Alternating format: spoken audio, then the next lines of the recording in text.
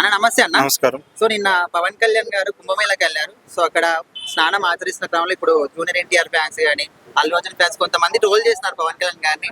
పొట్ట వచ్చింది, ఇంకా అసలు ఆయనకి ఏమి చేతన అయితే ఈ విధంగా ట్రోల్ చేస్తున్నారు. సో ఇలాంటి వాళ్ళకి ఏం చెప్తారు మీరు? ఒక యావరేజ్ ఒక 50+ ఇయర్ ఉన్న మనిషిని ఎవరు నేను చూడండి. ఎవరు సిక్స్ ప్యాక్ ఎవరు ఉంటున్నారు?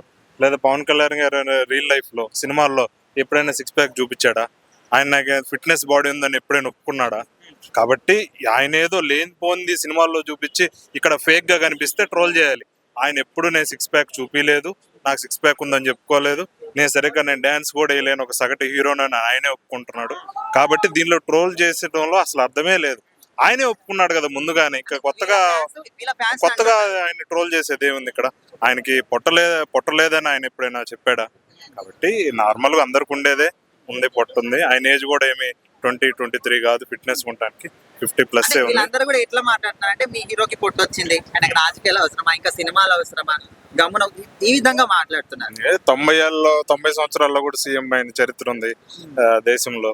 కాబట్టి పవన్ కళ్యాణ్ పొట్టకి రాజకీయాలకి ఇదే సంబంధం అర్థం ఏం లేని వాళ్ళకు కోడిగుడ్డు మీద ఏకలు బీకున్నట్టు పవన్ కళ్యాణ్ ఏం ట్రోల్ చేయాలో తెలియక రోజుకోటి ఏదో ఒకటి కొత్తగా పుట్టించుకొని వస్తున్నారు.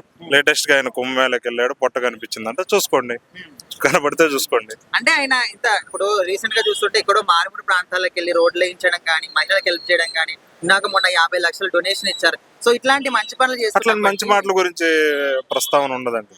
ఎక్కడెక్కడ ఏం దొరికిద్దా పర్సనల్ గా బాడీ షేమింగ్, లేకపోతే ఇంకా ఆయన ఆ, భార్యలు పిల్లలు ఇవన్నీ తీసుకొని మాట్లాడటం తప్పితే వీళ్ళకి ఆయన చేసే మంచి పనులు ఒక వివరిద్దాము, మంచి పనుల గురించి ప్రస్తావిద్దాము, అవి ఎవరికి మనసు ఒప్పదు. ట్రోల్ చేసే వాళ్ళకి ఎప్పుడెప్పుడు ఏం దొరికిద్దా అని ఎదురు చూస్తున్నారు. వాళ్ళకి ఈ 4-5 రోజులకి ఇది దొరికింది, ఎంజాయ్ చేసుకుంటారు. అంటే ఓన్లీ పవన్ కళ్యాణ్ గారనే కాదు, మిగతా ఎవరి విషయంలో కూడా మంచిగా ఉన్న దాంట్లో నెగిటివ్ గా చేసే వాళ్ళకి మీరు ఏం చెప్తారు? ట్రోలింగ్ చేసే వాళ్ళు వాళ్ళకి అదే పని ఉండేది కదండి, ఎప్పుడు ఏది దొరికిద్దా అని ఎదురు చూస్తూ ఉంటారు. కాబట్టి అట్లాంటి వాళ్ళని పట్టించుకొని ఇంకా వాళ్ళని పాపులారిటీ చేయాల్సిన అవసరం లేదు.